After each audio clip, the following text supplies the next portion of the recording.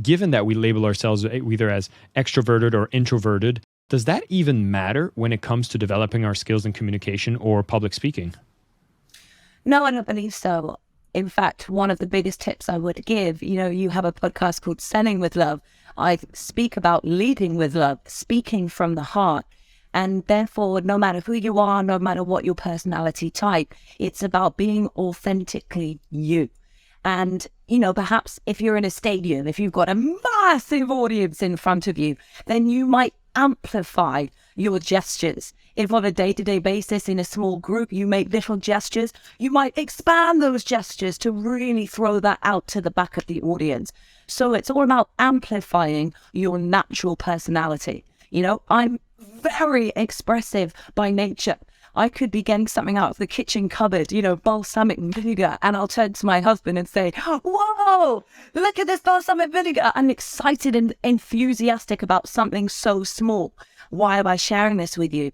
Because then when I go to stage, my natural personality of being high energy, being expressive, etc., comes out in that way on stage. And a lot of people who see me, and especially a lot of people that I work with, think, I need to be high energy. I need to have a big personality. I need to be loud, X, Y, and Z to be able to speak from stage. No. It's about taking your everyday way of being, authentically you, and then amplifying that from the stage. I like how you label this as the concept of amplification and not necessarily imitation of existing role models we might look up to public speaking.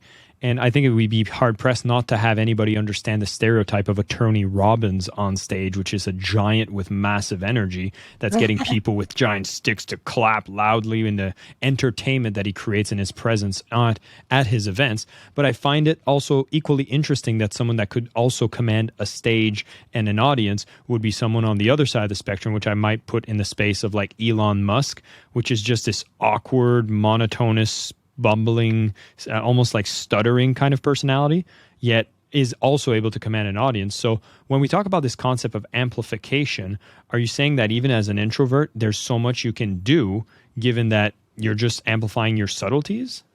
Absolutely. I think there's also, let's look at the intrigue in content.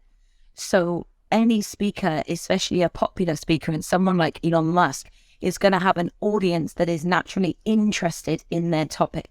So no matter how he is showing up and delivering, because he's kind of on the leading edge and he's a role model, he has content that not many people are speaking to.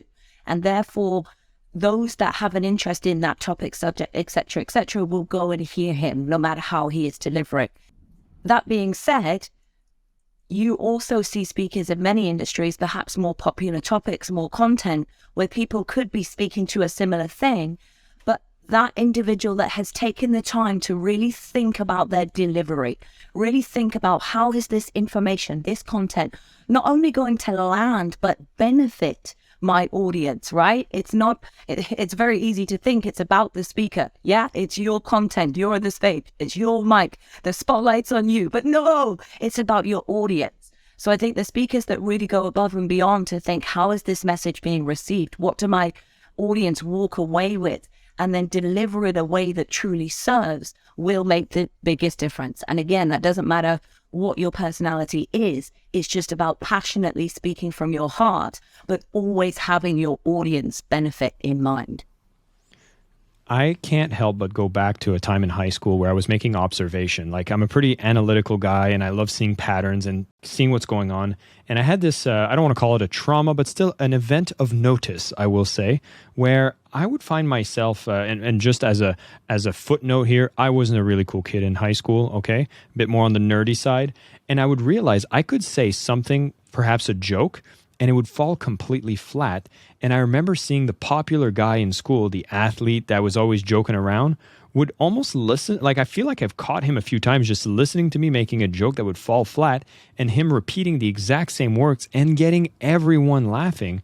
And I've always been fascinated by that concept. And I had to ask you, like, what's going on here? How can you get such different results from the same message by different people? I think, especially going back to school time, we need to also bring in the idea of popularity and kids in school needing to fit in, etc., etc. And you described yourself as somebody that perhaps wasn't the most popular kid and therefore might not have been the one that was always listened to, always laughed with, etc., etc.